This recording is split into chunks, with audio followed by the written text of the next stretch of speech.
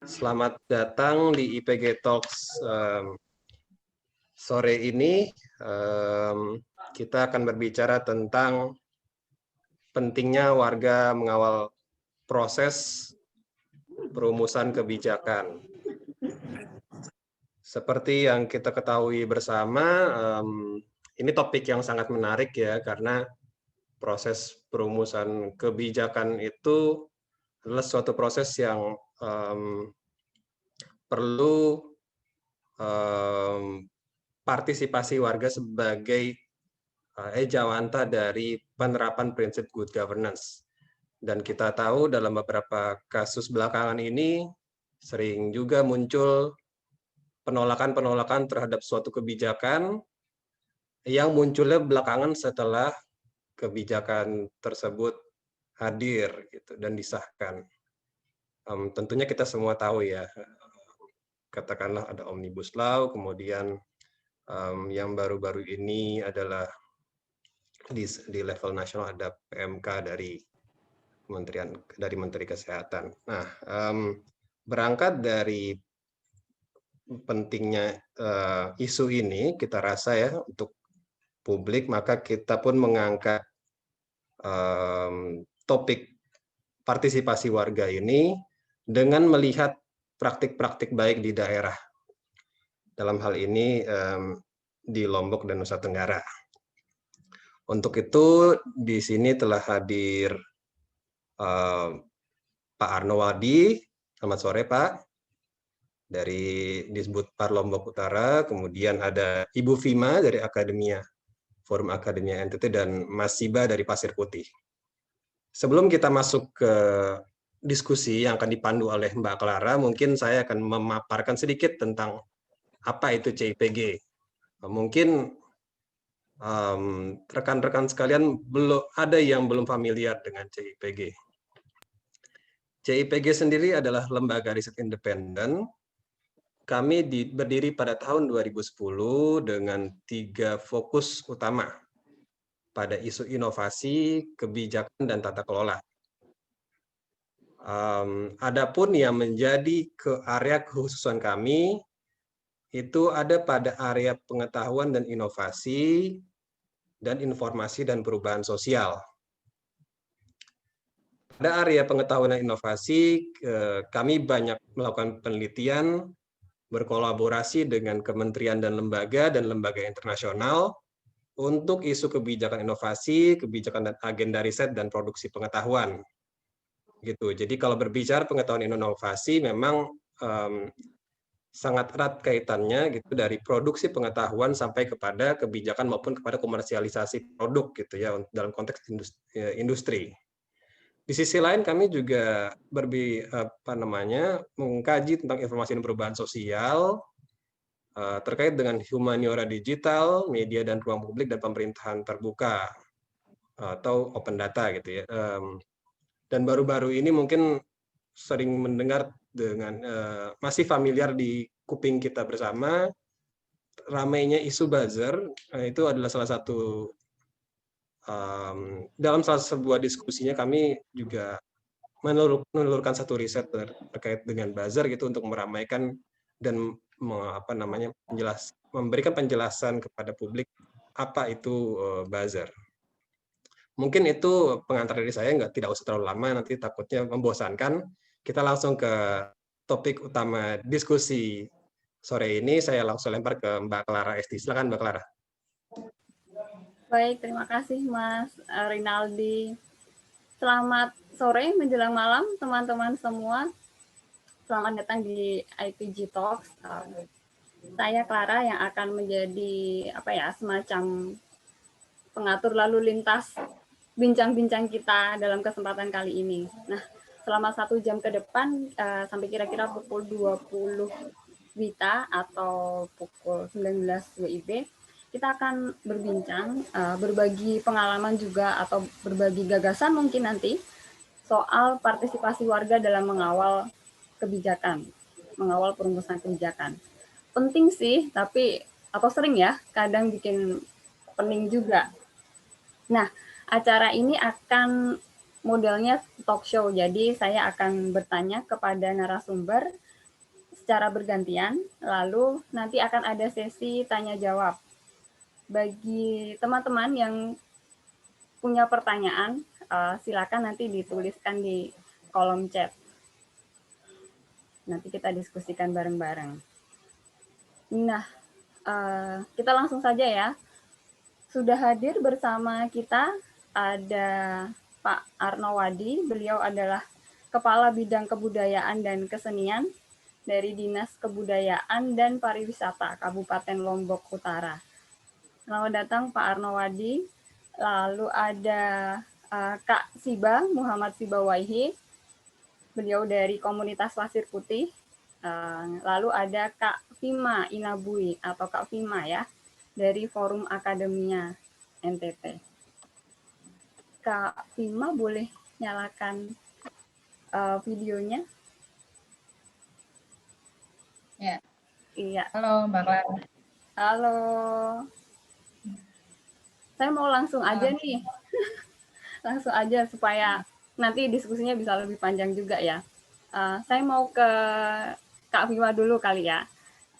Nah, Kak Vima dan rekan-rekan dari Forum Akademia NTT ini kan baru 2 minggu lalu ya, laboratorium biomolekuler di Kupang itu diresmikan oleh Gubernur NTT, dan uniknya laboratorium ini adalah hasil kerja kolektif dari teman-teman Forum Akademia NTT maupun dari warga juga.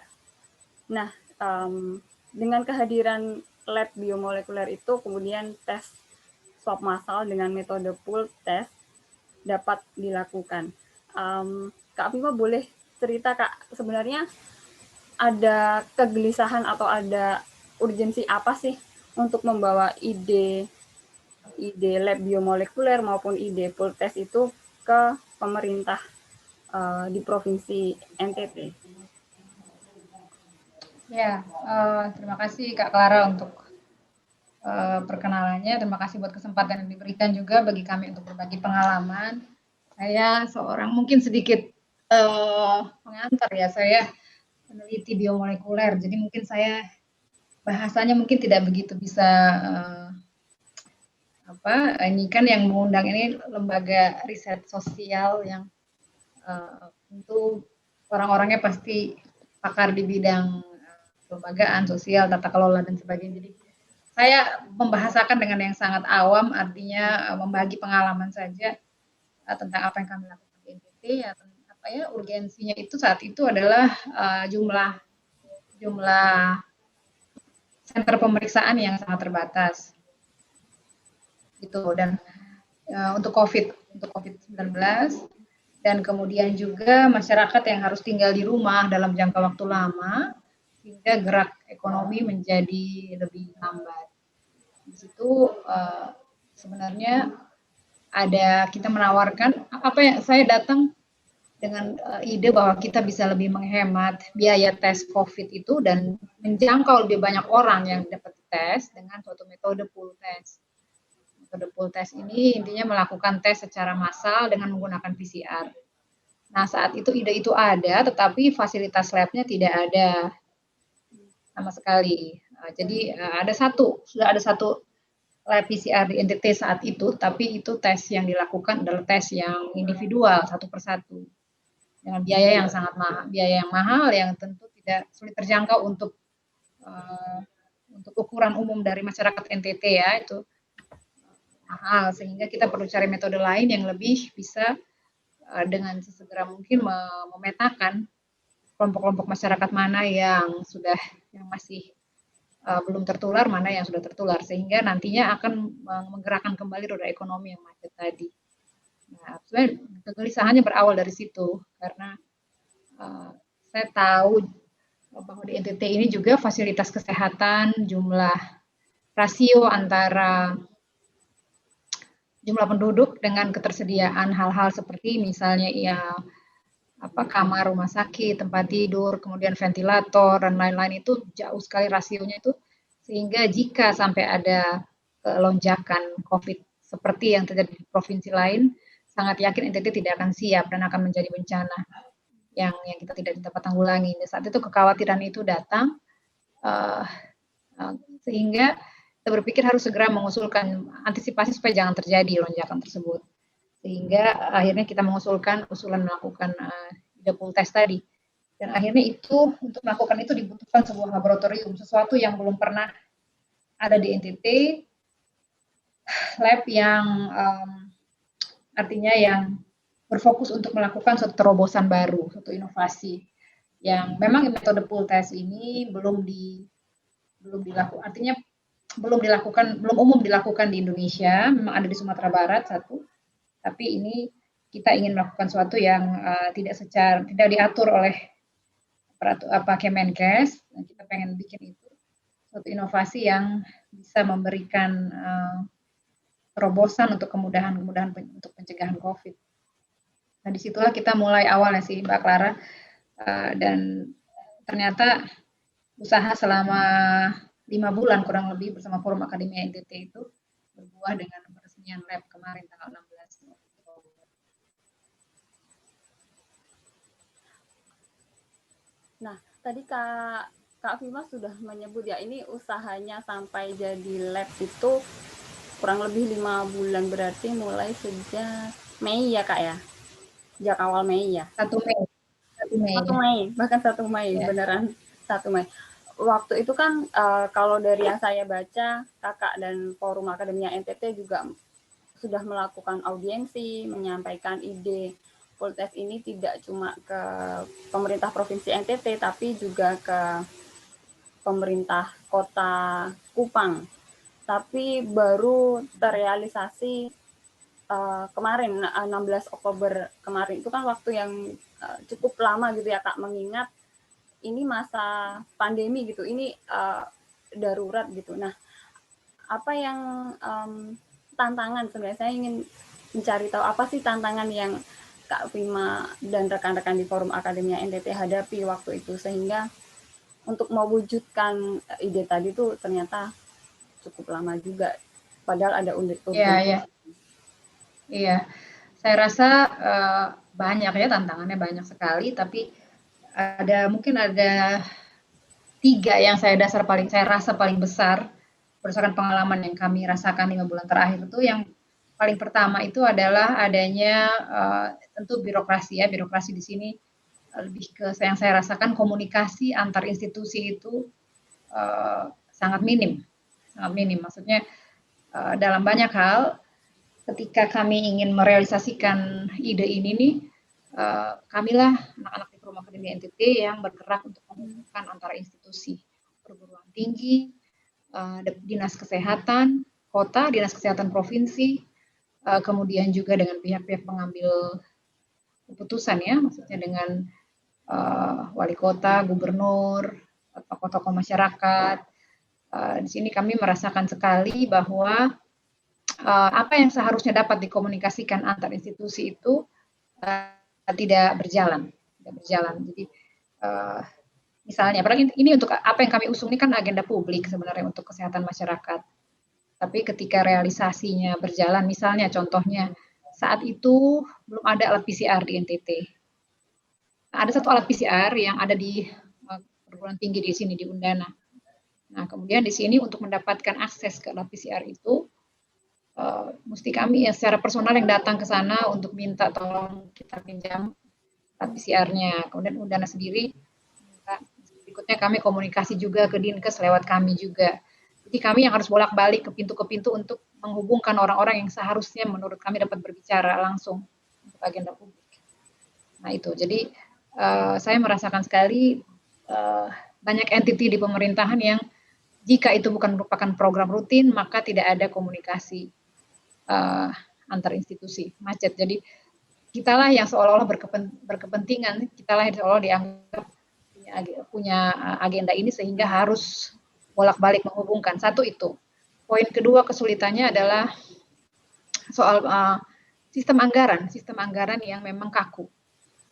Ini mungkin suatu hal yang bukan hal yang saya yakin bisa diselesaikan dalam waktu yang singkat ya. Ini mungkin sudah berjalan lama, artinya ketika dalam masa darurat ini tentu perlu ada fleksibilitas dalam kesediaan anggaran dana untuk kebutuhan-kebutuhan yang darurat seperti ini.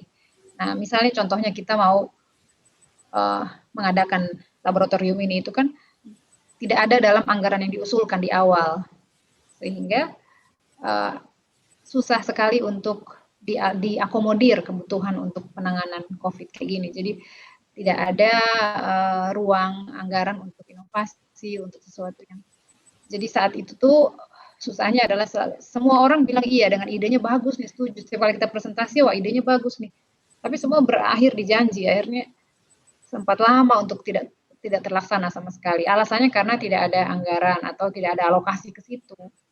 Gitu. Jadi akhirnya kita coba untuk terus mendekati berbagai pihak, kemudian juga akhirnya dengan waktu itu kita coba lewat ke gubernur juga, dan saya rasa kuncinya saat itu kita bergerak ke bagaimana kita menunjukkan bukti dulu dengan biaya masyarakat, biaya sendiri, sehingga pemerintah melihat ada bukti bahwa ada niat serius, baru kemudian ada dukungan.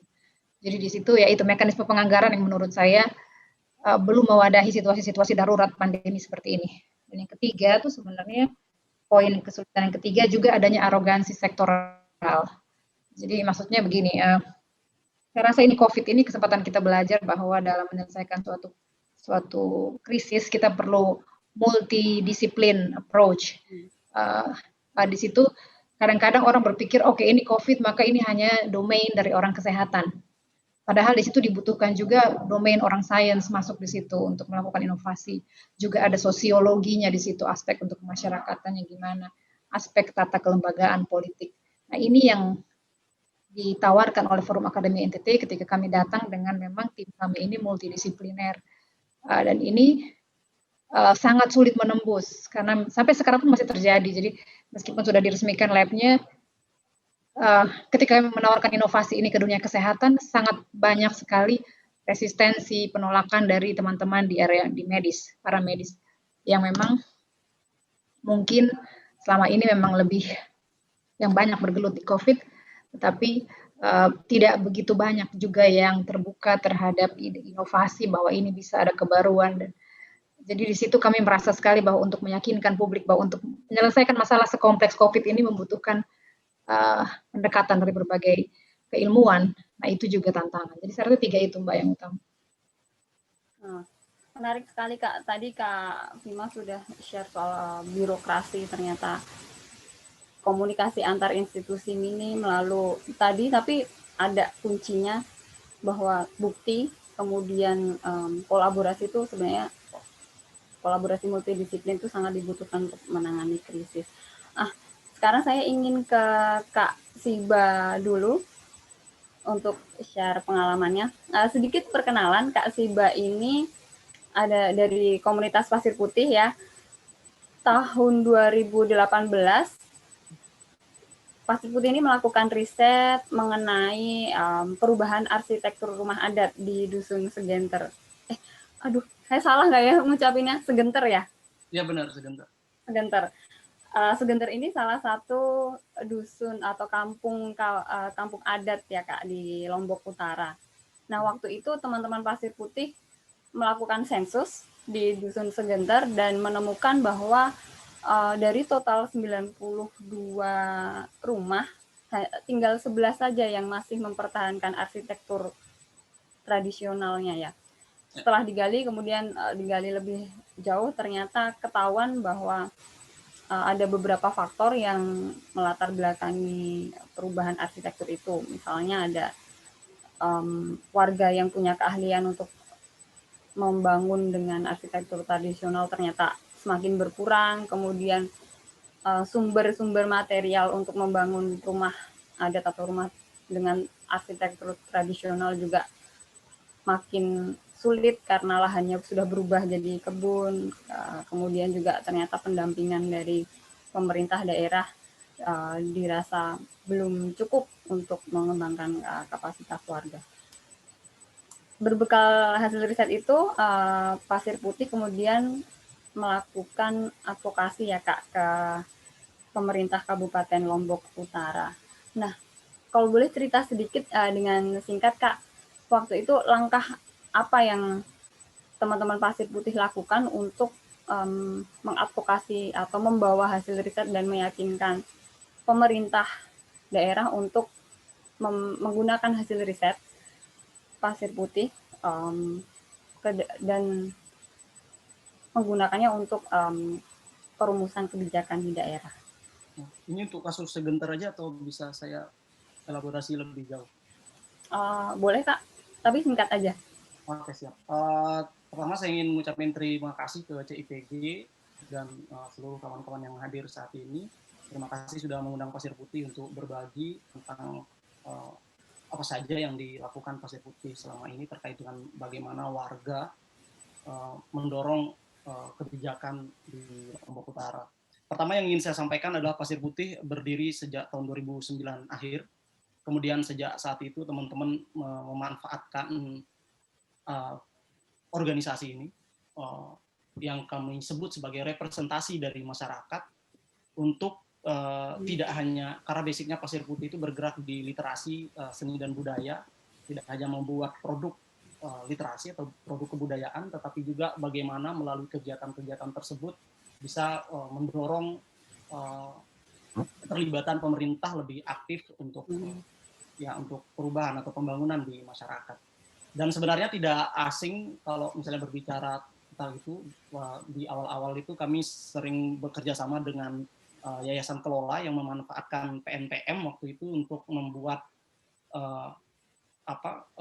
sebuah proyek bersama masyarakat melalui seni, kemudian merangkum aspirasi masyarakat dan disampaikan ke pemerintah. Gitu. Kemudian ya, Pasir Putih berlanjut melakukan itu awal-awal sebelum bekerja sama dengan CIPG di tahun 2017-2018 itu, yang kami manfaatkan sebagai sarana advokasi adalah semua kegiatan kesenian, baik itu konser musik, pertunjukan teater, kemudian membuat film dan lain sebagainya. Karena kami rasa sangat efektif medium-medium ini tidak hanya sebagai sarana untuk menyampaikan sesuatu kepada pemerintah, tetapi juga kepada masyarakat itu sendiri gitu.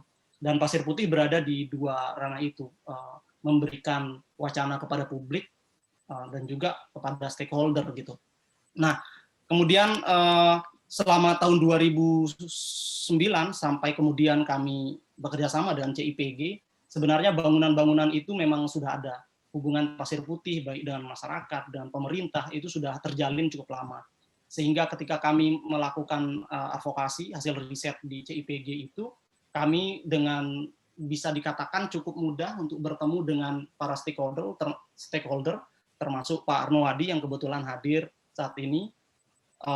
Kami berdiskusi dan sebenarnya juga apa yang kami gelisahkan sudah kami bicarakan dari sebelum-sebelumnya gitu, termasuk dengan Bapak Bupati gitu dan kepada stakeholder yang lain. Meskipun gitu kerap kali dalam konteks negosiasi itu ya karena mungkin kita berpikir positif gitu, pemerintah memiliki banyak sekali hal yang harus mereka lakukan gitu. Dari 10 mungkin 1-2 yang bisa terakomodir dengan baik gitu.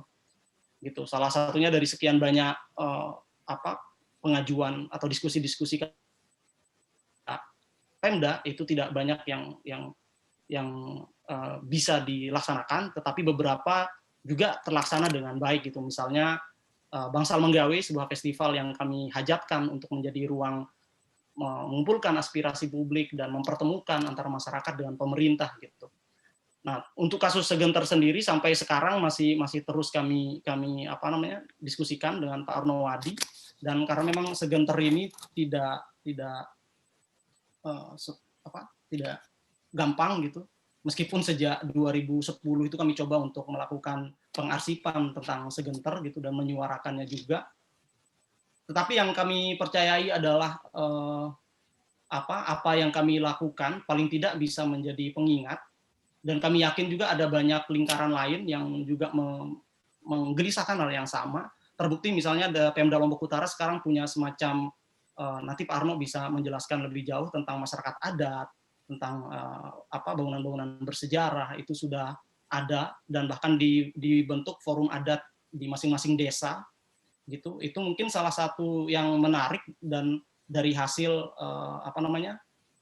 diskusi-diskusi yang selama ini baik itu Pasir Putih lakukan ataupun organisasi-organisasi lain gitu.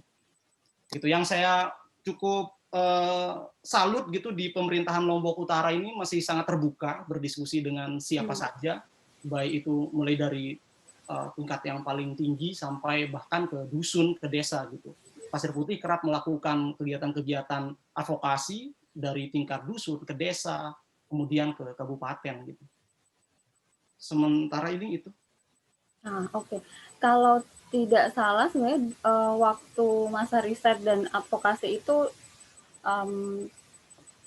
pas terjadi juga gempa ya Kak ya.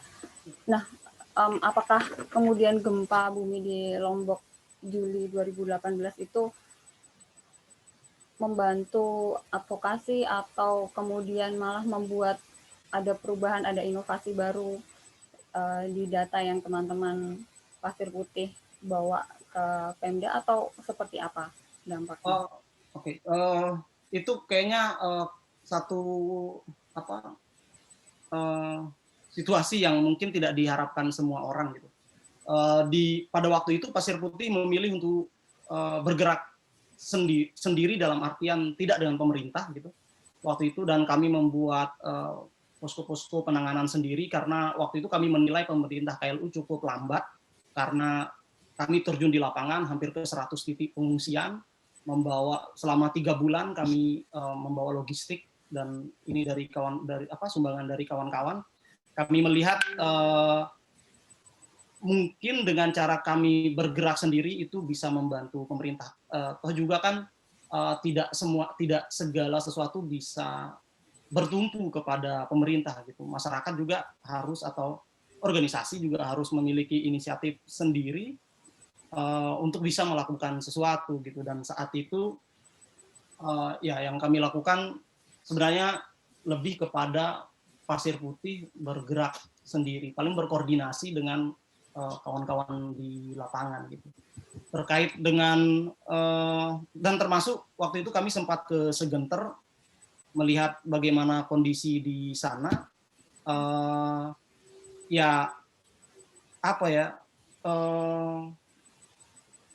Sampai sekarang Segenter juga belum ada begitu pembicaraan khusus terkait dengan, karena misalnya begini, ada beberapa kawan yang kemudian membuat entah itu film atau tulisan tentang bagaimana bangunan-bangunan tradisi itu menjadi sangat penting gitu, apalagi setelah gempa yang hanya bisa bertahan itu bangunan tradisi gitu.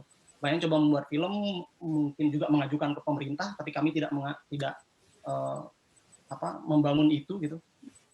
Tapi sampai saat ini belum ada ini kayaknya misalnya perbuk gitu yang mengatur tata kelola rumah masyarakat dan lain sebagainya gitu. Gitu sih. Oke. Terima kasih Kak Astiba untuk sharing pengalamannya waktu itu ya membawa hasil riset ke pemerintah daerah. Waktu itu kan juga sebenarnya kemudian hasil risetnya dibawa ke Musrenbang Kebudayaan ya, dan diterima oleh Dinas Kebudayaan dan Pariwisata. Kita sudah ada Pak Arnowadi di sini. Saya ingin cross check nih. Waktu itu apa pertimbangan Bapak ketika memutuskan untuk mendengarkan menyimak hasil riset dari Pasir Putih, lalu juga menggunakan hasil riset yang basisnya pengetahuan warga gitu dalam perumusan kebijakan, terutama kebijakan kebudayaan.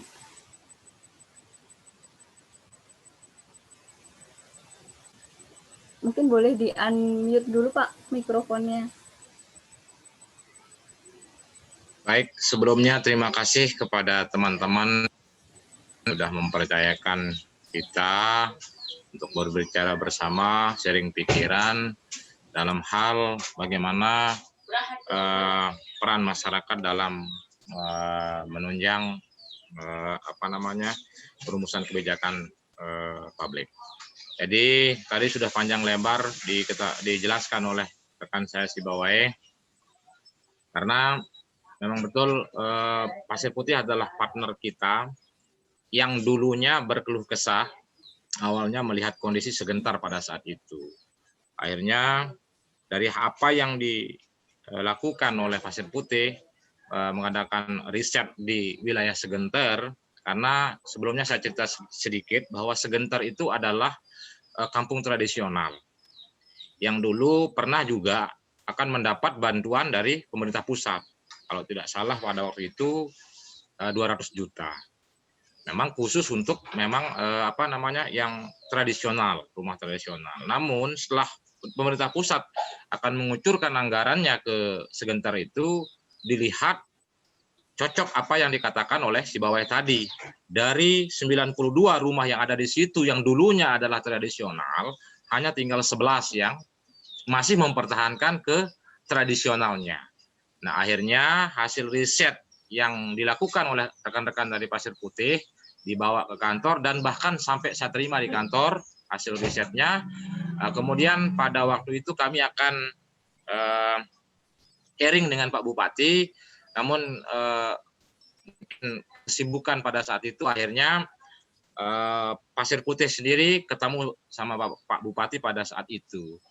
Akhirnya apa yang menjadi niat, apa yang menjadi riset yang dilakukan oleh komunitas Pasir Putih sama juga dengan niat saya secara pribadi. Namun lagi-lagi tentunya dalam anggaran ini kan kita harus ketemu dengan stakeholder yang lain juga, walaupun secara tupoksi memang kalau kaitannya dengan rumah adat itu adalah tupoksi di bidang kebudayaan pada saat itu. Saya terima dan mudah-mudahan ini kita akan bisa mengembalikan Segentar sebagai kampung tradisional. Saya kira itu dulu bisa yang saya jelaskan. Nah, kalau dari pengalaman Bapak sendiri yang kemudian menggunakan hasil riset, sebenarnya sejauh mana pengetahuan atau data gitu ya, baik pengetahuannya yang lokal maupun dari profesional maupun ilmiah dari warga juga, sejauh mana berbagai pengetahuan tadi membantu pemerintah daerah untuk merumuskan kebijakan di daerah? Ya, jadi kami di sini khususnya di Kabupaten Lombok Utara memang mempunyai wadah di mana seluruh pelaku seni maupun budaya itu dalam suatu wadah yang diberikan oleh pemerintah daerah namanya Genu Rasa. Genu Rasa artinya ruang gerak di mana di situ seniman, budayawan, masyarakat, komunitas kita berkumpul untuk membicarakan mau dibawa kemana kebudayaan tahun-tahun berikutnya. Boleh dikatakan musrenbangnya kebudayaan. Jadi di situ kami berdiskusi banyak, mencurahkan semua pikiran, baik dengan komunitas, dengan masyarakat, untuk kami sampaikan nantinya pada musrenbang di tingkat kabupaten, supaya betul-betul apa yang menjadi niat masyarakat itu bisa terakomodir dengan baik oleh pemerintah daerah. Saya contohkan apa yang menjadi rekomendasi dari Genu Rasa itu, itulah yang akan kami masukkan sebagai program di bidang kami di bidang kebudayaan. Itu, Bu. Oh, menarik Pak. Berarti kalau di Kabupaten Lombok Utara ini memang sudah ada wadah atau ruang dialog tadi ya, sehingga baik pemerintah daerah maupun pelaku seni bahkan warga juga bisa berkomunikasi secara langsung. Jadi saling tahu gitu ya. Ini menarik sekali karena ini bisa menembus kemacetan komunikasi. Kalau tadi kita ingat apa yang Kak Vima sempat cerita, ada kemacetan komunikasi antar institusi. Nah, saya ingin kembali lagi ke Kak Vima dan Kak Siba. Berkata dari pengalaman Kak Vima di Forum Akademia NTT, lalu Kak Siba dengan karyanya di komunitas Pasir Putih, menurut Kak Vima dan Kak Siba, Kak Siba, apa sih pentingnya partisipasi warga dalam perumusan kebijakan, terutama di daerah?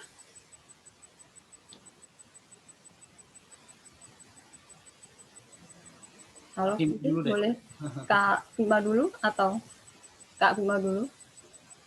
Halo. Oke. Iya. Ya. Ya, ini menurut saya ya sangat esensial sekali peran masyarakat sipil, karena gerak yang dapat kita inisiasi itu kemarin itu memang terjadinya karena ada dukungan penuh dari masyarakat. Jadi memang laboratorium biomolekuler di NTT ini memang adalah suatu simbol gerakan yang dimulai dari masyarakat oleh masyarakat, dan pemerintah mendukungnya kemudian. Apa saya bilang seperti ini? Jadi memang di awal saya kasih sedikit cerita, ketika bangunan lab belum ada, kita sudah berupaya untuk mencari, mengumpulkan sejumlah anak-anak generasi muda yang kira-kira bisa kita latih untuk bisa melakukan qPCR dan teknik-teknik dasar di lab biomolekuler itu. Saat itu belum ada dukungan nyata sama sekali dari pemerintah. Jadi kita bergerak sendiri, kita lakukan, dan itu saat itu kita memang di tim ini juga banyak yang orang-orang yang terbiasa menulis, para jurnalis yang memang terus-menerus mengupdate tentang tantangan, perkembangan, progres dari tim ini untuk bisa mengadakan lab. Sehingga di situ masyarakat sangat mengikuti perkembangannya saat itu. Sehingga ketika kami harus melakukan suatu pelatihan persiapan SDM untuk operator lab, di situ pada awalnya tidak ada dana sama sekali, hanya ada Rp500.000 saat itu di kas Forum Akademia NTT, tapi kemudian banyak tulisan muncul dari tim yang memang terbiasa bergerak di media, dan di situ masyarakat mengikuti persis apa yang kita lakukan dan mendukung saat itu. Sumbangan makan siang, kemudian sumbangan beli banyak, semua itu dari masyarakat, urun rembuknya masyarakat, sehingga terjadilah 6 hari pelatihan biomolekuler dengan segala keterbatasan, tapi sangat-sangat efektif untuk mempersiapkan calon-calon laboran yang memang belum pernah sama sekali tahu mengenai teknik untuk PCR, dan mereka jadi kita siapkan dengan baik. Nah, saat itu memang saya lihat sangat terasa sekali masyarakat perannya sangat kuat, dan pemerintah melihat itu. Dan akhirnya pemerintah datang berkunjung ke pelatihan itu tanpa ada rencana, tanpa ada agenda protokoler. Datang karena tahu ada suatu pelatihan di situ yang masyarakat inisiasi. Ada gubernur datang, wali kota datang dan menyatakan dukungannya di depan publik bahwa ini akan didukung. Jadi itu salah satu mungkin induksi yang penting yang masyarakat inisiasi, saya rasa. Dan kaitannya dengan tadi media massa juga kunci juga sih, sehingga masyarakat jadi tahu apa yang sedang dilakukan oleh Forum Akademia NTT saat itu. Oke, menarik banget ini Kak. Berarti mungkin memang begitu dulu ya. Iya, inisiatif warganya sendiri sangat kuat ya, sehingga bisa saling dukung untuk mewujudkan ide tadi. Kalau dari Kak Siba, apa pertanyaannya sama? Oke. Sebenarnya kalau ngobrolin tentang partisipasi warga ini bukan hal yang baru gitu ya. Cuman kan persoalannya wakil-wakil rakyat kita kan sering ya bisa kita katakan nggak benar gitu, sehingga banyak aspirasi masyarakat atau persoalan-persoalan di tingkat bawah tidak bisa tersampaikan ke atas dan tidak bisa menjadi menjadi prioritas pemerintah gitu. Maka saya rasa partisipasi publik itu akan terus relevan karena kita bisa melihat bahwa juga pemerintah tidak bisa melakukan apapun sendiri gitu. Partisipasi kan tidak hanya dalam rangka kita menyampaikan sesuatu kemudian dikerjakan oleh pemerintah gitu, tapi bagaimana komponen ini baik itu dari masyarakat dan stakeholder itu bergerak bersama gitu, karena kami percaya kan apa-apa itu ada medannya gitu. Kalau misalnya berkaca ke apa yang dilakukan Pasir Putih sejauh ini melalui seni itu ada medannya gitu, tidak hanya masyarakat atau tidak hanya pelaku kesenian, tetapi di situ ada pemerintah, ada akademisi, termasuk tadi yang dibilang Mbak Vima, ada media, teman-teman media gitu. Semuanya memang harus bergerak bersama gitu, dan itu yang terus kami dorong. Maka Tapi kan kayaknya yang paling benar tuh sebenarnya yang ngumpulin warga, benar-benar ngumpulin warga, terus ditanya maunya apa gitu kan. Tapi kan nggak mungkin dengan sekian juta orang gitu. Maka organisasi-organisasi yang mengatasnamakan diri mereka masyarakat atau representasi dari masyarakat, ya seperti yang saya bilang tadi, akan terus relevan untuk terus melakukan riset, pendataan tentang kebutuhan masyarakat, kemudian disampaikan kepada pemerintah gitu. Karena semuanya nggak bisa berjalan sendiri-sendiri gitu. Apalagi misalnya di Undang-Undang Pemajuan Kebudayaan, misalnya kita berbicara kebudayaan, bahwa posisi pemerintah itu hanya sebagai fasilitator gitu, maka masyarakatlah yang bergerak untuk mengajak, merangkul pemerintah bareng-bareng gitu. Saya rasa begitu, Clara. Iya benar. Nah, saya jadi pengen bertanya lagi nih. Tadi kan sebenarnya sudah kelihatan beberapa bentuk partisipasi warga ya. Kalau dari cerita Kak Fima maupun Kak Siba, ada yang warga memang bergerak, kemudian bergerak sendiri, mengorganisasi sendiri, mengkoordinir gerakan sendiri, lalu juga menyuarakan aspirasinya ke pembuat kebijakan melalui berbagai kanal. Nah, kalau dari pengalaman Kak Fima maupun Kak Siba gitu, apa sih yang kemudian menentukan pengetahuan atau aspirasi warga ini bisa diambil atau digunakan dalam perumusan kebijakan, terutama di tingkat daerah? Apa yang faktor kunci yang menentukan pengetahuan warga ini bisa digunakan?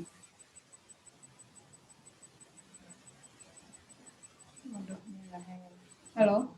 Halo Kak Fima, suaranya agak kecil Kak. Oh ya kecil. Ini kayaknya Ya. internet agak ngehang sedikit. Terdengar ya? Iya, terdengar. Iya, oke. Apa yang menentukannya? Mungkin ada, menurut saya situasi darurat itu sendiri ya, satu itu tentu membuat kondisi di mana pemerintah merasa hal-hal yang diusulkan ini mungkin ada relevansinya dengan kondisi darurat yang sedang dialami. Tapi juga hal penting sebenarnya juga mungkin memori kolektif ya, memori kolektif dari masyarakat yang kita terus kumpulkan melalui narasi-narasi, melalui media massa, itu kan akhirnya dengan sendirinya akan membuat pemerintah itu rakyat secara kolektif itu mendorong pemerintah untuk melakukan agenda itu, untuk melakukan agenda tersebut. Di situ saya rasa memang sangat penting adanya elemen inovasi di situ, dan perlu aktor-aktor inovator juga dari masyarakat ya, dari masyarakat. Di sini orang-orang yang mungkin punya kemampuan untuk bisa memberikan usulan-usulan yang bisa memberikan upaya untuk pemecahan masalah yang dihadapi oleh pemerintah. Dan saya pikir juga ketika masyarakat memulai sesuatu dengan daya upayanya sendiri, dan ketika itu sudah terbukti bergerak, pemerintah akan melihat ini bukan hanya sebagai usulan saja, bukan hanya sebagai ide, konsep, tapi dia melihat bukti nyata bahwa ini dapat bergerak bahkan ketika belum ada dukungan pemerintah. Jadi ya itu perlu ada keberanian untuk memulai, menginisiasi, dan di situ juga publik saya rasa juga punya tekanan dalam arti positif ya ke pemerintah untuk ini loh ada inovasi baru, ada ada suatu jalan keluar, terobosan yang bisa membantu kita untuk keluar dari masalah.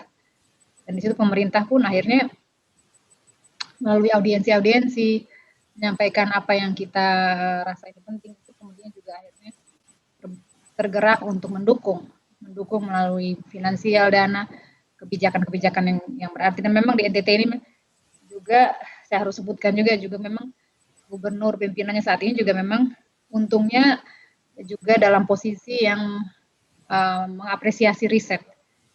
Jadi tokoh-tokoh kunci itu penting juga sih ya dalam mendorong supaya ada perubahan dari atas ke bawah. Jadi warga dorong dari bawah, tapi juga kita mendekati juga tokoh-tokoh poin-poin inti kunci dalam perumusan kebijakan untuk merumuskan ini. Pada akhirnya ketika ada kedaruratan, misalnya kemarin sempat di NTT itu ada akumulasi sampel yang cukup banyak di di lab pemeriksaannya ada 3.000-an sampel saat itu. Wah, saat itu pemerintah langsung tuh bergerak cepat sekali, dalam kita berbulan-bulan minta bahan kimia susah sekali, tapi ketika akhirnya ada kebutuhan dan mereka tahu ini ada inovasi yang bergerak, dan itu cepat sekali akhirnya untuk realisasi bantuan bahan dan seterusnya. Jadi mungkin dua arah kali ya, jadi dari bawah ada inisiasi terus, dan kemudian juga kemampuan untuk bisa membawa agenda ini untuk disampaikan kepada tokoh-tokoh yang pengambil kebijakan, mungkin begitu. Itu dulu mungkin dari saya mungkin ada, saya tambahkan lagi kalau apa yang kemudian. Tapi untuk sementara saya pikir itu hal yang penting sekali. Jadi ada elemen inovator dalam masyarakat itu perlu, karena sekalipun masyarakat menginginkan sesuatu, tapi tidak ada yang bisa misalnya merumuskan dalam bentuk apa itu juga sulit. Ya, mungkin teman-teman di Pasir Putih juga pasti ada orang-orang yang berpikir kontennya, substansinya, apa yang mau diusulkan, bentuk nyatanya apa. Itu harus ada, penting tuh. Jadi kemudian dukungan masyarakat yang lainnya dari bawah, tapi juga tadi tokoh-tokoh kunci di pemerintahan yang pengambil kebijakan juga perlu mendengar tentang ide-ide tersebut. Mungkin begitu dulu Mbak dari saya. Dari Kak Siba ada pendapat lain? Saya tadi agak miss pertanyaannya, Clara. Oh, ini jadi kalau berkaca dari pengalaman Kak Siba di Pasir Putih, faktor apa sih yang kemudian menentukan pengetahuan dari warga maupun pengetahuan yang teman-teman Pasir Putih bawa bisa digunakan dalam perumusan kebijakan daerah? Oke, ya tadi kayaknya Mbak Fima udah nyebutin kayaknya penting kunci-kuncinya gitu. Tapi kalau berkaca dari Pasir Putih, kalau boleh jujur ya, Pasir Putih itu tidak pernah berpikir misalnya dia akan menjadi kebijakan sebelum misalnya kita ketemu dengan CIPG gitu. Dan bahkan Pasir Putih punya program bulanan itu namanya Kelaswah. Kelaswah itu biasa mengundang pakar-pakar gitu untuk kita ngobrolin sesuatu permasalahan, dan cenderung kawan-kawan itu ingin membuat rekomendasi untuk diajukan ke pemerintah gitu. Tapi kan karena Pasir Putih tidak hanya bergerak untuk mendorong pemerintah, tetapi juga untuk masyarakat, kami lebih senang, bukan lebih senang ya, memilih untuk lebih banyak menyebarkan pengetahuan itu di masyarakat dulu gitu. Karena kalau sudah begitu, bayangan kami ketika berbicara atau berdialog dengan pemerintah itu akan cukup mudah gitu, karena teman kita banyak gitu. Kan biasanya yang ditakutin pemerintah kan agen, ya meskipun tidak semuanya agen politik gitu, tapi kan kuncinya kan agen politik. Kalau dia lihat masa banyak kan agak takut gitu. Bahkan kita juga menggunakan strategi-strategi untuk misalnya kayak undang mereka, pemerintah di depan publik gitu, mengumumkan apa gitu, meminta mereka untuk mendukung apa gitu. Tapi selain yang dikatakan Mbak Fima tadi, saya rasa perlu kengototan ya dari agen-agen, kita nyebutnya agen, kalau tadi Mbak Fima nyebutnya inovator-inovator itu, karena berbicara tentang misalnya kebutuhan masyarakat juga sangat bias gitu. Masyarakat punya banyak sekali kelompok, apalagi misalnya terkait dengan politik dan lain sebagainya gitu. Terus yang mana sih yang mau didahulukan, kan itu persoalannya gitu. Jadi memang butuh orang yang ngotot, butuh kita bisa katakan teman gitu di pemerintahan yang bisa kita ajak untuk masuk gitu, menyelinap ke banyak hal gitu. Meskipun kerap kali yang begini juga dimanipulasi sama banyak kelompok gitu untuk memudahkan kepentingan mereka gitu. Makanya alih-alih untuk cenderung ngotot ke pemerintah, Pasir Putih juga lebih banyaknya, bisa kita katakan lebih banyaknya itu ke masyarakat gitu. Bagaimana pengetahuan ini jadi pengetahuan dulu buat masyarakatnya, karena kan contoh aja misalnya segenter itu kan tidak semuanya warga memahami gitu. Maka di akhir kami membagikan semua hasil riset kami kepada masyarakat, dari videonya, bukunya, catatan-catatan kami diskusi di beruga-beruga gitu. Gimana sih pengetahuan ini jadi miliknya masyarakat dulu, baru nanti kami sih berharap kalau misalnya muncul kesadaran gitu, tapi entah itu kapan, bisa mengajak pemerintah lebih jauh untuk berdiskusi masyarakat itu. Oke, menarik sekali karena dari cerita Kak Vima, Kak Siba maupun tadi Pak Arnowadi sebenarnya kemudian prosesnya dua arah ya, dari warga ada inisiatif, kemudian dari pemerintah sebagai pembuat kebijakan juga terbuka untuk menerima masukan, aspirasi maupun mengadopsi atau menggunakan pengetahuan dari warga maupun dari profesional. Sudah ada 3 pertanyaan. Boleh langsung dijawab aja ya. Nah, saya bacakan. Ini dari LKN. Mohon maaf nih, siapa ya LKN ya. Pertanyaan pertama ke Pak Arnowadi. Ketika sebuah riset dibawa ke dinas, tanggapan awal dari sesama aparatur sipil negara di kantor seperti apa? Apakah semuanya cukup terbuka menerima atau justru ada resistensi? Baik, Bu. Jadi kami begitu riset dibawa oleh komunitas Pasir Putih pada saat itu, bidang kebudayaan khususnya menerima apa yang menjadi hasil risetnya. Namun kami juga turun ke bawah untuk membuktikan kepada masyarakat apa memang benar ini adalah keinginan masyarakat sendiri. Jadi selama itu adalah keinginan masyarakat untuk menjadi ke hal yang lebih baik, kami dari pemerintah sendiri tetap mendukungnya karena kami adalah perpanjangan tangan kami adalah masyarakat pada saat itu. Nah, sehingga teman-teman ASN selama apa yang menjadi riset yang dibawa oleh Pasir Putih pada saat itu ya kami menerima dan untuk kami sambungkan ke Bapak Bupati pada saat itu. Jadi selama itu menjadi keinginan masyarakat, kami tetap mendukung selaku pemerintah daerah. Saya kira itu, Bu. Oke, berarti kalau di Disputpar Lombok Utara memang terbuka gitu ya Pak untuk menerima masukan atau hasil riset tadi. Oke. Betul. Ada pertanyaan lagi. Ini sepertinya bisa ke semua narasumber ya. Bagaimana cara membangun kepercayaan di antara para pihak sehingga warga juga bebas untuk menyampaikan masukan, terutama yang berdasar pada riset atau data. Mungkin Kak Vima, Kak Siba, dan nanti Pak Arnowadi bisa berbagi. Sebenarnya bagaimana membangun kepercayaan. Kalau tadi Kak Vima kan cerita metode pool test ini masih baru sebenarnya di Indonesia. Bagaimana kemudian? Ya, memang itu tantangan sekali membangun kepercayaan itu kan seperti saya tadi sampaikan, kita itu bukan saja ditantang untuk menunjukkan kepada masyarakat bahwa ini adalah suatu terobosan yang dapat bekerja baik, tapi juga ke dalam hal pool test, kita ngomong konteks pool test ini ke pihak teman-teman di dunia medis ya, para dokter, kemudian para spesialis, kemudian juga di pihak pemerintah juga. Nah, meyakinkan itu kalau hanya dengan kata-kata kan pasti sangat lebih mudah ya, tapi tantangannya adalah apalagi dalam dunia sains itu kita perlu buktikan dengan data. Nah, tantangannya ketika kita ingin melakukan, kita tahu bahwa secara konsep, secara teori banyak paper, publikasi yang melaporkan bahwa ini mungkin dilakukan. Tapi saat kami ingin membuktikan, labnya tidak ada, alatnya tidak ada. Jadi saat itu memang kami banyak melakukan audiensi, seminar, dan sebagainya. Dan ketika dengan alat yang minim, saat itu kita memulai lab belum selesai berdiri, tapi sudah ada beberapa alat yang kami pinjam dari beberapa perguruan tinggi di sini, Politeknik Kupang waktu itu.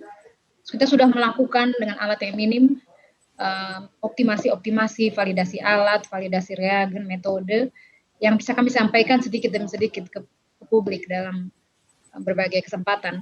Bahwa ini loh hasil yang kami dapatkan, ini ada potensi untuk metode ini berkembang dengan baik.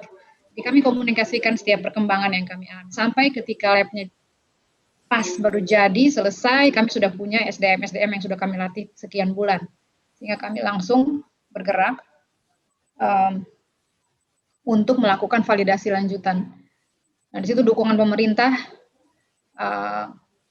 sudah mulai sangat terasa dalam arti mengkomunikasikan kami dari pihak saintis untuk biologi molekuler dengan pihak tenaga kesehatan untuk misalnya untuk akses kepada sampel-sampel swab, kemudian juga kita buktikan bahwa pool test itu berjalan dan waktu yang diberikan sangat singkat. Saat itu cuma ada waktu 1 minggu kan, kita harus segera bantu menguraikan ribuan sampel, tapi di waktu yang bersamaan kita diberi waktu sedikit untuk menunjukkan bahwa ini valid metodenya, dan saat itu metodenya menunjukkan hasil bahwa ini bisa kita lakukan, pool test terbukti dapat berjalan. Jadi itu memang tidak mudah, artinya membangun kepercayaan tidak hanya dengan komunikasi publik yang kontinu, tapi juga memang harus kita buktikan dengan data, dan karena saya bicaranya konteks untuk riset, kita berusaha dengan dengan modal yang semini mungkin, tapi SDM yang maksimal, kita buktikan dan kita komunikasikan hasilnya kepada publik. Kami beberapa kali audiensi di depan Dinas Kesehatan Provinsi NTT, kemudian dokter-dokter spesialis, kemudian juga dari lembaga pengawas dari Litbangkes dari Surabaya juga. Jadi ini prosesnya masih kami jalani hingga saat ini untuk terus membangun kepercayaan. Berarti tadi poinnya membangun kepercayaannya memang perlu komunikasi berkelanjutan gitu ya. Iya. Dari Kak Siba, cara membangun kepercayaannya seperti apa sih? Ya, tadi udah disebutkan salah satunya oleh Mbak Vima. Terus kalau misalnya merujuk ke kasus Pasir Putih ya, selain Pasir Putih terus membangun komunikasi, konsistensi kali ya, itu yang sangat penting gitu. Karena misalnya begini, Pasir Putih itu satu ruang yang sangat terbuka, siapapun bisa datang ke Pasir Putih. Kadang kami sering dapat omelan dari masyarakat gitu, terus kadang ada orang datang bahkan ketika pertikaian kusir Cidomo di salah satu pelabuhan, Pasir Putih diminta untuk menengahi gitu. Membangun kepercayaan itu tentu tidak gampang seperti yang Mbak Bima sampaikan gitu. Ya, tetapi kami mencoba untuk terus menunjukkan konsistensi. Misalnya kami tidak pernah berbicara tentang politik gitu, misalnya tidak mengikuti politik praktis di tingkat lokal, dan itu kami lanjutkan sampai sekarang, sehingga ruang ini menjadi ruang yang terbuka, siapapun bisa berbicara di sini gitu. Dan kami sangat anti untuk mengambil entah itu kesempatan atau apa gitu untuk taruh aja misalnya ngibulin atau memanfaatkan masyarakat gitu. Itu sesuatu yang sebisa mungkin untuk terus dihindari gitu. Ya, tapi tentu ya benar sih kata Mbak Vima tadi, ya nggak gampang sih gitu. Kadang ya juga ke pihak pemerintahnya pun agak susah gitu. Kadang kan ada banyak persoalan, kalau misalnya kita realistis gitu ya, tantangan organisasi di tingkat lokal itu kan tidak hanya itu gitu, dia punya hasil riset dan lain sebagainya, tapi seberapa kuat posisi dia misalnya di ranah politik, terus juga misalnya kekuatan yang dia punya gitu dan lain sebagainya, sehingga orang bisa dengan mudah percaya, orang terbuka, itu agak susah sih emang. Iya. Berarti memang tadi ya membangun kepercayaan, mendapatkan kepercayaan itu memang usahanya perlu terus menerus, dan ya tadi butuh kedekatan juga ya kalau dari ya, saya boleh cerita satu sebelum ini. Misalnya kayak kemarin kasus COVID ini ya. Pasir Putih itu waktu itu COVID di Lombok belum begitu, terutama di Lombok Utara masih zero gitu. Masih ada kesempatan untuk melakukan, anggap aja sebelum kita melakukan tindakan ada landasan gerakannya gitu. Jadi teman-teman turun ke bawah sampai ke pelosok-pelosok gitu, mencari data gitu. Warga tuh banyak yang nggak ngerti COVID itu apaan gitu. Makanya kami mencoba waktu itu berdialog dengan Ketua Penanganan COVID Lombok Utara. Kami tunjukkan data, terus tulisan-tulisan yang kami buat dan lain sebagainya gitu. Ya tetapi yang nggak bisa dengan gampang diterima gitu, karena ada banyak faktor yang membuat dia begitu, sehingga kami kemudian mengambil inisiatif untuk jalan sendiri gitu sih. Oke, menarik. Ini kalau dari perspektif sorry. Kak Fima dan Boleh Kak saya Siba ya. ya. Iya, boleh Kak. Silakan. Mbak Clara, ini mumpung ada satu hal yang saya terlupakan yang mungkin penting juga ya, mumpung kita masih dalam topik tentang kepercayaan ya, memang ada sedikit cerita juga dari kami ini sekitar 2 bulan memasuki upaya kami untuk audiensi ke pemerintah, ada keluar berita yang ya sangat-sangat ingin apa ya, saya rasa di situ bagian dari isi berita itu adalah bilang bahwa kami tim yang memperjuangkan, di antaranya tim yang untuk pool test ini menerima sejumlah uang yang cukup besar, fitnah lah intinya lah, bahwa kami menerima 600.000 per jam untuk kami terlibat dalam upaya penanganan COVID. Wah, itu sangat, bagi saya pribadi itu suatu pukulan yang sangat mengagetkan ya. Maksudnya justru ketika kami bekerja tanpa dibayar selama 5 bulan, tapi keluar berita bahwa kita menerima uang itu setiap bulan, itu adalah suatu ancaman kepercayaan yang sangat kuat dari masyarakat. Jadi itu karena tentu bagaimana mungkin masyarakat mau percaya dengan pekerjaan kita kalau mereka tahu bahwa di masa pandemi ini ketika orang sangat sensitif ya bicara untuk soal mendapatkan penghasilan untuk ekonomi aja begitu sulit, kok bisa ada sekelompok katakanlah ahli atau apapun itu yang menerima uang sebesar itu. Dan itu sama sekali tidak terjadi, kami tidak pernah menerima uang itu, tapi kemudian diberitakan di media bahwa jadi situ ada hal yang sangat mengganggu. Nah cuman memang saat itu kita melawannya bukan dengan langsung membuat suatu pernyataan publik membelaan diri, tapi kita melawan dengan kerja, menunjukkan ke publik bahwa kita bekerja tanpa ada, kemudian diikuti dengan tentu narasi-narasi, kembali lagi ke media massa. Jadi membuat narasi itu sangat penting seiring dengan upaya-upaya itu, sehingga masyarakat akhirnya melihat bahwa dari kerja kami dan juga dari tulisan-tulisan artikel-artikel yang mengiringi pekerjaan kami bahwa itu tidak pernah benar, bahwa pernah ada memutarbalikkan fakta mengenai itu. Jadi itu memang, ini karena poinnya itu kepercayaan, saya jadi ingat cerita itu, dan itu sangat berat saat itu ketika kami malah pakai uang pribadi bahkan untuk hal-hal untuk mempersiapkan SDM dan lain-lainnya, malah dituding yang sebaliknya. Dan akhirnya memang itu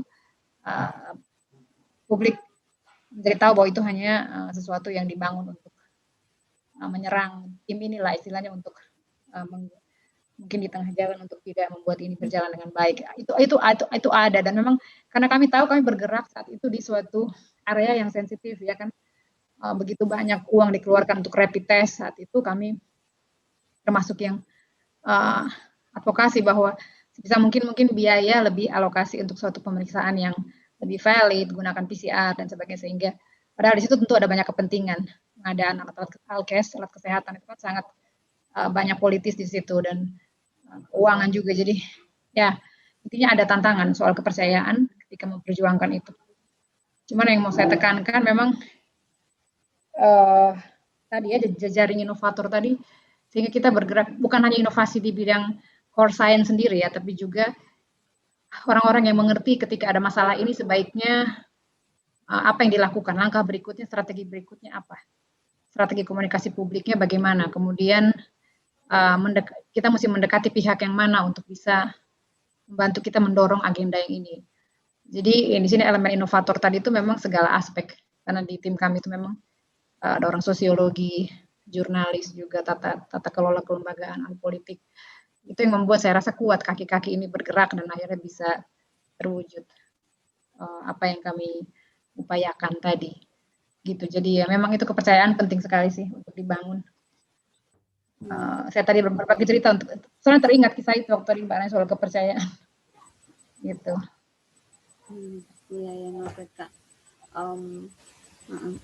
Berarti memang kolaborasi itu jadi kunci juga ya untuk memperkuat inisiatif warga. Saya ingin ke Pak Arnowadi dulu. Kalau tadi kan kita sudah dengar dari pengalaman perspektif Kak Fima dan Kak Siba yang menyampaikan pengetahuan atau menyampaikan hasil riset dari warga ke pembuat kebijakan. Nah, kalau dari Pak Arnowadi sendiri sebagai seseorang yang duduk di posisi pengambil kebijakan di pemerintah daerah begitu.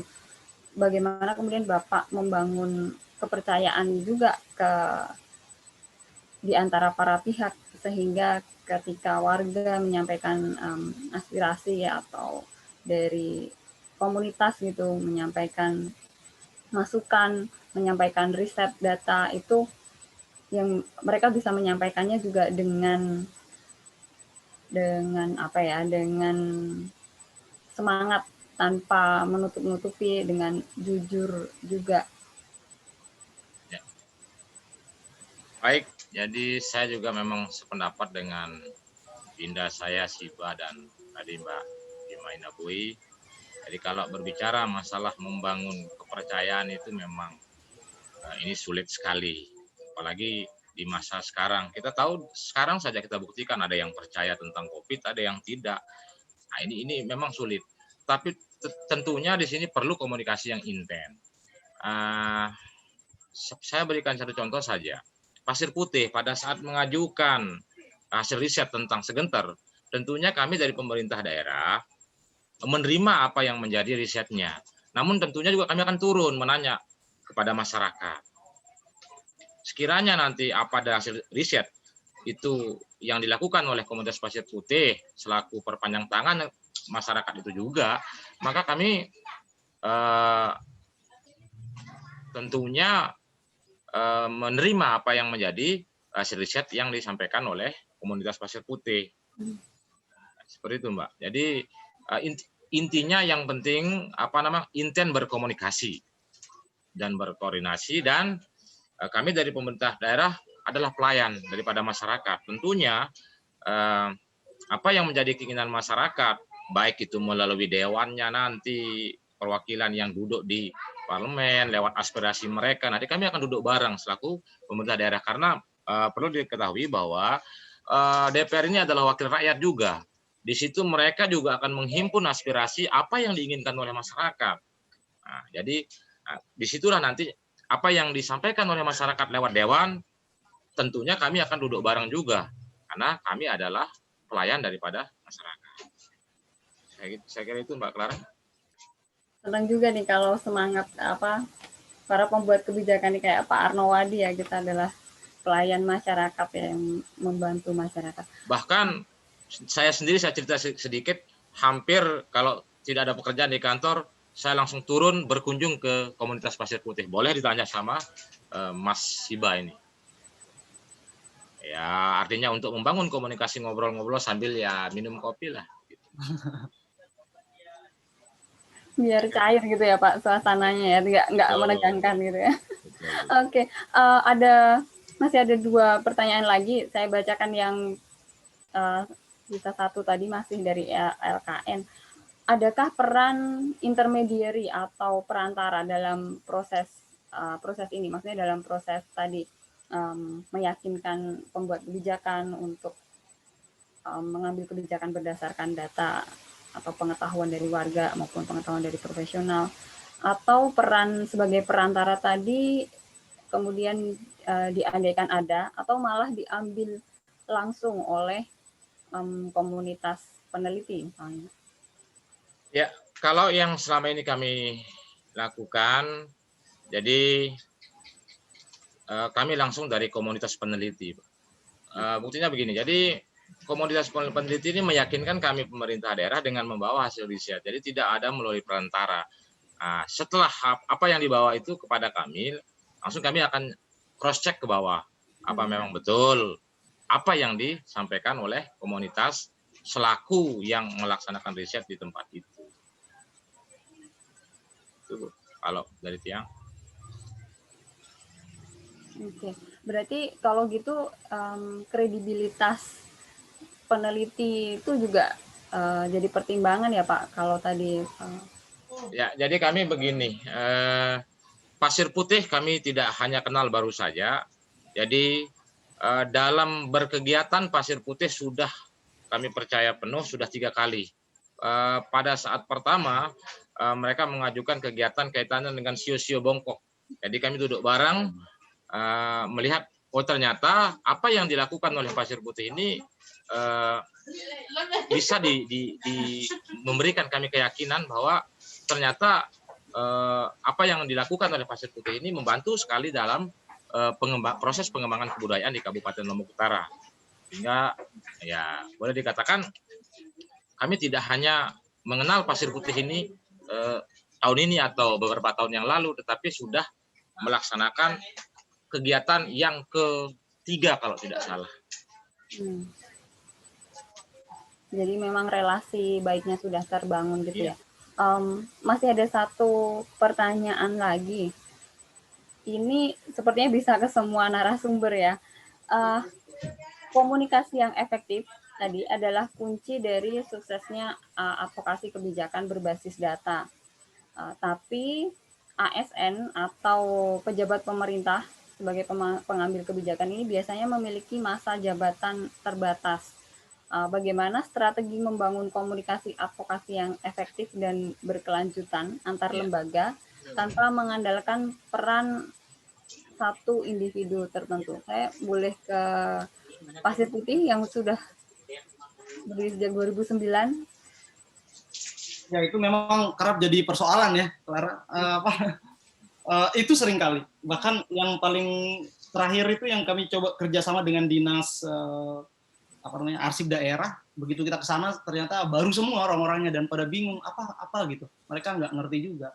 Dan tetapi ya seperti yang disampaikan oleh Pak Arno dan juga Mbak Vima tadi, misalnya juga untuk menjawab ini justru intermediari itu, kalau saya sih berpikir ya komunitas itu sendiri yang jadi perantaranya gitu. Bahwa kita adalah perantara dari apa yang kegelisahan masyarakat gitu. Dan kayak kalau kasus-kasus seperti itu memang agak susah dan butuhkan konsistensi dari kita gitu untuk terus berkomunikasi dengan orang-orang itu. Tetapi kan tentu dengan komunikasi yang intens, misalnya kita tidak pernah memiliki persoalan dengan entah siapa yang menjabat gitu, misalnya dia dipindah kemana, dimutasi kemana gitu, karena ya kita masih punya banyak teman di situ gitu. Dan membangun itu kayak misalnya yang tadi Pak Arno bilang, ya ketika misalnya beliau selesai jadi dinas kebudayaan, misalnya kemudian dipindah kemana, kan kita masih tetap terus bersinergi gitu. Karena misalnya beliau sering datang berkunjung ke Pasir Putih, kami juga sering datang ke sana, termasuk dengan yang lain gitu. Itu sih kayaknya. Dan yang paling yang selalu Pasir Putih lakukan selama ini adalah kami biasa membuat laporan tahunan meskipun nggak diminta oleh pemerintah, karena kami percaya bahwa pemerintah juga butuh dikasih input gitu tentang apa yang kita lakukan. Setiap tahun itu kami bikin laporan tahunan gitu, disampaikan ke Pak Sekda, ke siapa, juga ke Pak Bupati gitu. Itu terus membangun ingatan itu. Gitu sih. Oh, dari Kak Vima mungkin ada yang mau ditambahkan? Ya, ini pertanyaannya sulit ya. Enggak, pertanyaannya mudah, jawabnya yang sulit. Apalagi saya ini orang peneliti yang biasa di lab kerjain bakteri, tumbuhan, suruh nanya soal bagaimana sistem ini bisa bertahan ke depan ya. Artinya pasti ini bukan hal yang dapat dilakukan instan. Kalau mau dijawab ya secara menurut saya logisnya adalah memang harus dibuat sistem pemerintahan yang mengakomodir partisipasi warga secara terus-menerus. Gitu. Jadi benar tadi dari yang bertanya, saya pikir benar, kita tidak bisa mengandalkan satu orang tokoh pemerintahan, wali kota, bupati, gubernur. Kita harus memang bagaimana supaya itu benar-benar real, ada komunikasi antar instansi itu terus-menerus meskipun berganti pemerintahan. Saya pikir itu PR besarnya pemerintah kita, bagaimana membuat sistem ini. Dari COVID ini sebenarnya pemerintah menurut saya baiknya juga banyak melakukan evaluasi untuk sistem-sistem birokrasinya, selalu diberikan ruang untuk akomodasi partisipasi warga, tapi juga mengoreksi bagaimana komunikasi antar instansinya supaya bisa berjalan, tidak lebih lancar lah, lebih lancar. Dan kalau dari konteks Forum Akademia NTT sendiri, saya rasa keuntungannya adalah FAN ini, Forum Akademi ITB ini adalah bentuknya sangat fluid, sangat cair sekali. Dia bukanlah suatu instansi, suatu lembaga, dia lebih bentuknya jejaring antara cendekiawan komunikasi. Yang anggotanya itu anggota DPR, pejabat di dinas kesehatan, anggota-anggota kepala bidang bagian pengendalian penyakit di mana, kemudian jurnalis. Jadi di situ sesungguhnya adalah suatu kunci di mana jejaring ini sudah dibangun lama, sehingga ketika ada suatu agenda publik yang penting, sudah ada orang-orang yang dengan semangat frekuensi yang sama di berbagai instansi pemerintahan. Jadi ada gerakan-gerakan yang ketika kita pergi ke dinas tertentu, di situ sudah ada juga, meskipun mungkin secara kelembagaan kaku, tapi banyak orang-orang di sana juga yang memang punya spirit yang sama dengan teman-teman di Forum Akademia, artinya untuk melakukan agenda-agenda perubahan yang baik. Dan ini memang sekali lagi bukan hal yang instan. Menurut saya, FAN sudah membangun ini sejak tahun 2004. Bagaimana mendukung generasi muda untuk pergi sekolah, keluar, memilih bidang-bidang yang strategis untuk NTT, kemudian pulang, dan jejaring ini terus dijaga terus. Jadi ketika mereka sudah kembali dari studi, mereka jadi jadi pejabat, ASN, anggota DPR, yang terus sampai sekarang masih terjalin dalam grup-grup komunikasi Forum Akademia, sehingga itu tadi ketika sekali pemerintahan berubah, tapi orang-orangnya selalu adalah orang-orang yang memang terhubung secara cair di Forum Akademia NTT yang dapat saling berjejaring. Itu terbukti memang berjalan dalam kemarin ya, kita punya upaya untuk mengadakan lab, itu ada orang di pemerintahan yang memang sangat membantu prosesnya ini, dan tanpa mereka juga banyak hal yang mungkin akan lebih lambat berjalannya. Benar. Menarik sekali. Kita masih punya 15 menit. Saya ingin membuka untuk 2 penanya, karena tadi jika ada, boleh bertanya ke narasumber manapun untuk bertanya langsung. Apakah ada yang mau bertanya?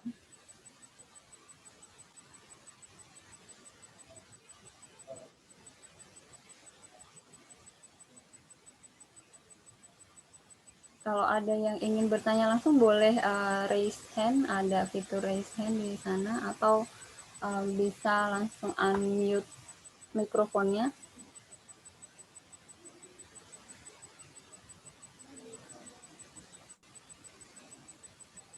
Dua pertanyaan, adakah?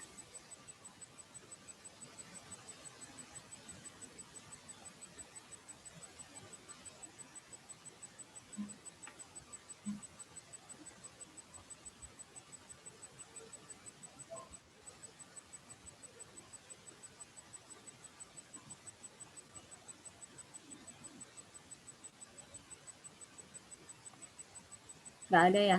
Oke, kalau tidak ada, saya ingin dapat closing statement atau pernyataan simpulan gitu dari narasumber.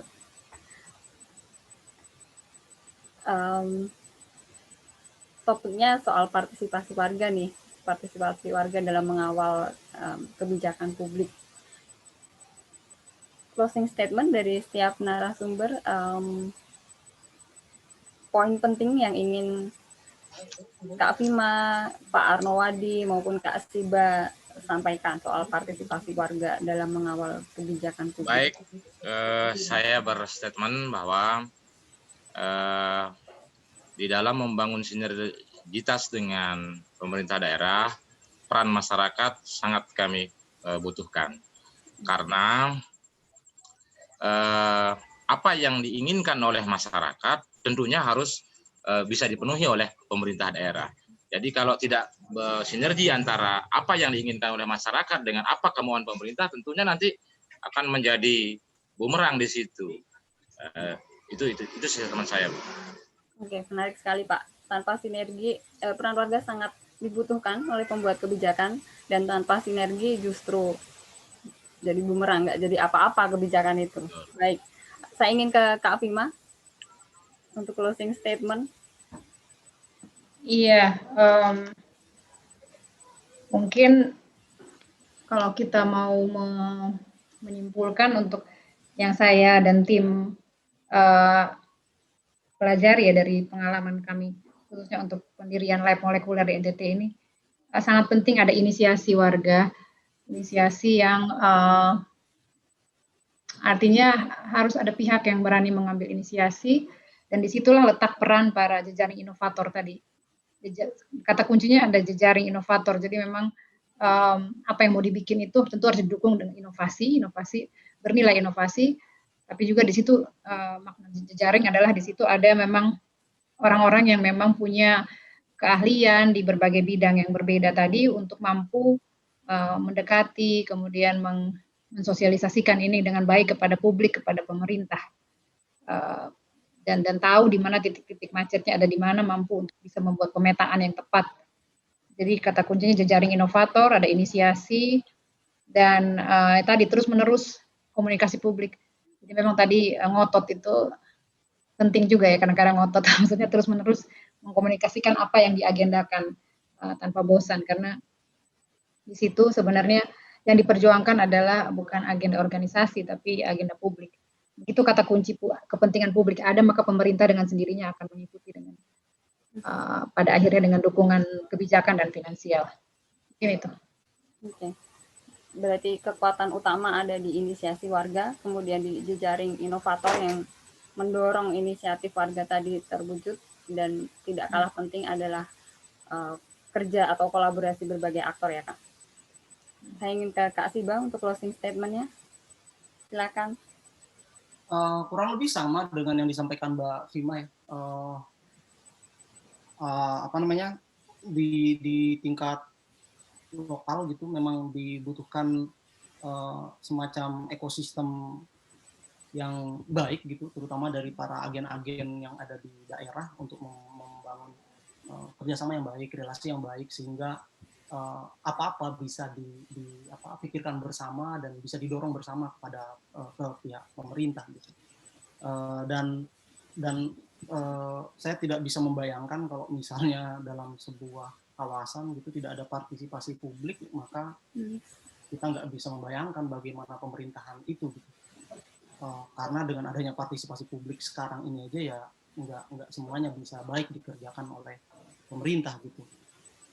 Kami juga sering menggunakan istilah, pemerintah suka punya istilah tuh pemberdayaan warga, dan juga kami selalu membuat jargon pemberdayaan pemerintah gitu ya kan. Mari kita sama-sama berdaya membangun cita-cita bersama kita, misalnya seperti di Lombok Utara ya, gimana membangun Lombok Utara ini bersama gitu. Itu sih, dan kan kalau bagi Pasir Putih sendiri kerja semacam ini tuh jadi kayak kerja hati gitu, dan memang terus butuh dilakukan terus menerus gitu. Kan saling mengingatkan. Itu sih. Terima kasih saya catat tadi ya, partisipasi warga itu sangat penting, karena tanpa itu kepentingan publik mungkin tidak akan bisa diwujudkan hanya oleh pemerintah sendiri. Dan tadi poinnya soal warga itu berdaya ya Kak ya. Jadi selain warga yang bolak-balik pemberdayaan warga, pemberdayaan pemerintah juga sebenarnya perlu.